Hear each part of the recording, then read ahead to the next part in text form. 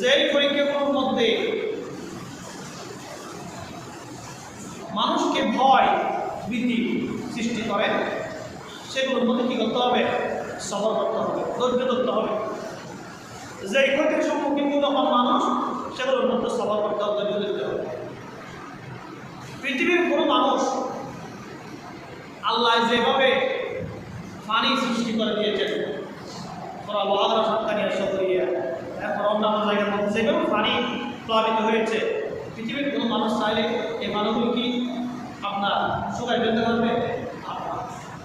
পানি হচ্ছে মানুষ ভয় পাচ্ছে, তাহলে সেখানে কী করতে হবে? সবর করতে হবে, ধৈর্য ধরতে হবে। বিকল্প পদ্ধতি কি?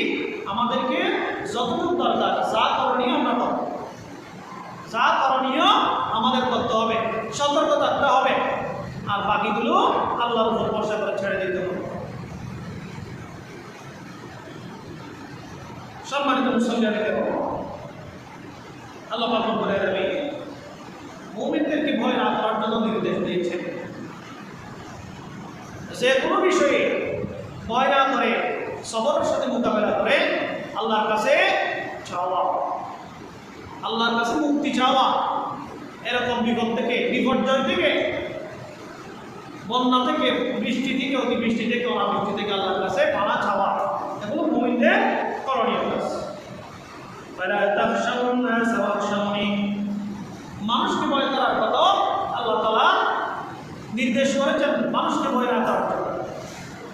তুমি মানুষকে ভয় করিও না, আমাকে ভয় করো। মানুষকে ভয় করার কোনো দরকার নেই, মানুষের কার্যক্রমকে ভয় করার কোনো দরকার নেই, বরঞ্চ তোমরা আমাকে ভয় করো। আমাকে ভয় করো, আমাকে ডরাও, আমি আল্লাহকে তোমরা কি করো? ভয় করো। ভয় করলে কি হবে? আল্লাহ তাআলার উপরে পূর্ণ বিশ্বাস, আল্লাহ তাআলার উপর আস্থা, আল্লাহ তাআলার উপর ইয়াকিন আমাদের অন্তর্ভুক্ত হবে। সুবহানাল্লাহ। আর যদি আল্লাহর উপর ইয়াকিন আসে, বিশ্বাস আসে, তাহলে আমরা এরকম বন্যা নয়, বন্যায় যদি আমাদেরকে বেশিও নিয়ে যায়, তাহলেও আমরা নারাজ না হয়ে সবর করে আল্লাহর উপর ধৈর্য ধরে আমাদের যতটুকু করণীয় ততটুকু করে আল্লাহর উপর কী করবো? রাজি থাকবো, আল্লাহর উপর খুশি থাকবো, এবং আল্লাহর নিকট আমরা চাইব। এগুলোর কারণে আমাদের যাই ক্ষতিগ্রস্ত হয়েছি, সেজন্য আল্লাহর কাছে চাইবো যাতে আল্লাহ তাআলা আমাদেরকে মাফ করে দেন, এই বন্যাগুলো যাতে কমিয়ে দেন, পানিগুলো যাতে কমিয়ে দেন। আল্লাহ চাইলে একদিনও পানি কমিয়ে দিতে পারেন, 2 দিনও আল্লাহ তাআলা যদি নির্দেশ করে 2 দিনের মধ্যে পানি চলে যাবে ইনশাআল্লাহ। তাহলে আমাদের করণীয় কি? আল্লাহর কাছে চাইতে হবে কিসের মাধ্যমে? ধৈর্যের মাধ্যমে এবং নামাজের মাধ্যমে।